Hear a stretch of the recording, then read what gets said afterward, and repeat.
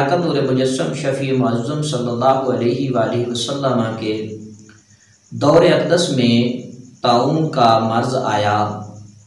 कहीं भी किसी भी किताब के अंदर ये साबित नहीं है कि रसूल मुकर्रम शफी मुअज़्ज़म सल्लल्लाहु अलैहि वसल्लम ने मस्जिदों के बंद करने का हुक्म दिया हो, लोगों से कहा हो कि मस्जिदों में ना आओ।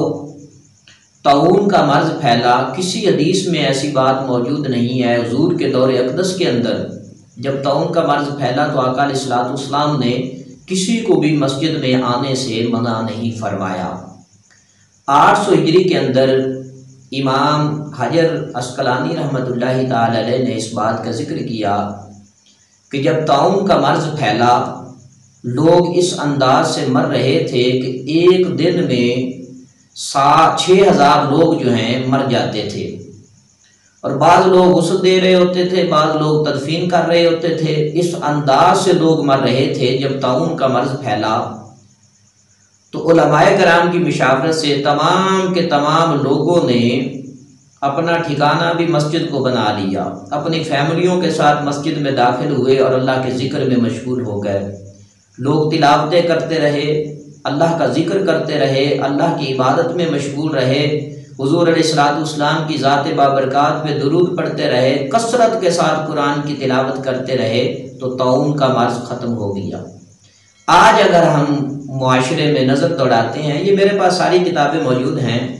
ये सही बुखारी शरीफ की शरह है तफ़हीमुल बुखारी, जो कि शेखुल हदीस अल्लामा गुलाम रसूल रिज़वी साहब ने लिखी है। इसके सफ़ा नंबर 515 पर बाबुल जुज़ाम के नाम से बाब मौजूद है, जो कोढ़ के मर्ज़ से मुतल्लिक़ है, और उसमें वो सारी हदीसों का जिक्र किया गया है कि हुजूर ने फरमाया कि कोढ़ वाले से ऐसे भागो जैसे शेर से भागते हो, और कोढ़ वाला जो है उससे एक नेज़ा या 2 नेज़े के फासले पर तुम दूर रहो। लेकिन सुनन अबी दाऊद की जो हदीस है, मेरे आका अलैहिस्सलाम ने कोढ़ के मर्ज़ वाला जो शख्स है, और तिरमिज़ी शरीफ की जो हदीस है कि आका अलैहिस्सलाम ने उसे अपने साथ खाना खिलाया बिठाकर, ये सारी हदीसें मौजूद हैं। लेकिन इनकी तर्जमानी जो है लोग गलत अंदाज से कर रहे हैं कि उलमा जो उलमाए हक हैं वो अपना सही किरदार निभा रहे हैं।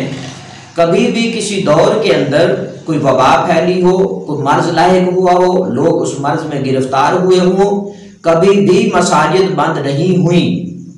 ना नमाज जुमा के लिए, ना फ़र्ज नमाज के लिए मसाजिद बंद हुई हैं। आज ये रिवायात सारी की सारी पेश करके लिबरल तबका जो है, जो सिर्फ और सिर्फ टेलीविज़न तक महदूद है, जिन्हें मीडिया ने तबाह बर्बाद कर रखा है, जिनकी सोच और फिक्र को यहूदियत की सोच और फिक्र के मुताबिक बना रखा है, बस वो तबका इस बात के पीछे पड़ा हुआ है कि मसाजिद को बंद किया जाए, मदारिस को बंद किया जाए, मस्जिदों में जुमे के इज्तिमात नहीं होने चाहिए। हालांकि अगर देखा जाए तो हमारा कौमी टीवी मौजूद है, पीटीवी पर एक खबर नशर हो पूरी दुनिया में, बल्कि पूरे पाकिस्तान के अंदर सारे लोग उसको सुन सकते हैं। तो 70 से 80 चैनल जहां हर वक्त दीन इस्लाम के खिलाफ प्रोपेगेंडे किए जाते हैं, उनको चलाने की क्या जरूरत है? उन पर कितने लोग मौजूद होते हैं? क्या उनमें कोरोना वायरस नहीं फैलता है? उनके इज्तिमा पर पाबंदी क्यों नहीं लगाई जाती? हम हुकूमत वक्त से गुजारिश करते हैं कि ऐसे टीवियों को बंद किया जाए, ऐसे तमाम चैनल्स को बंद किया जाए जो दीन इस्लाम के खिलाफ प्रोपेगेंडा करते हैं और गलत खबरें नशर करते हैं। रिसेंटली जुमे का मसला बना था, गौसिया मस्जिद के इमाम खतीब, उनके हवाले से मीडिया ने गलत बातों को फरोग दिया, लेकिन किसी ने उसे नहीं पूछा, और कैमरा भी गहरी नींद मगरमच्छ की तरह सो रहा है। तो ये नोटिस लेना चाहिए, अगर कोई गलत कर रहा है तो उसकी खबर लेनी चाहिए। आज भी वो तबका इस बात पे खड़ा है कि मसाजिद को बंद किया जाए, जुमे के इज्तिमात को बंद किया जाए।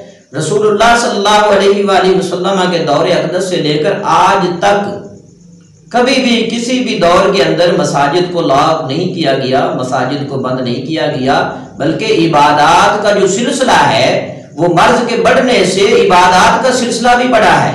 लोगों ने तौबा इस्तिग़फ़ार किया और मसाजिद को भरा है।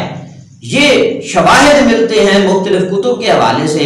लेकिन आज तो उल्टा निज़ाम है, वो यहूदियत वाला, वो नसरानियत वाला عذاب تو یہود و نصارہ کے لیے ہے، ایمان والوں کے لیے کوئی عذاب نہیں ہے، اور ایمان والوں کو خواہ مخواہ ڈرایا جا رہا ہے۔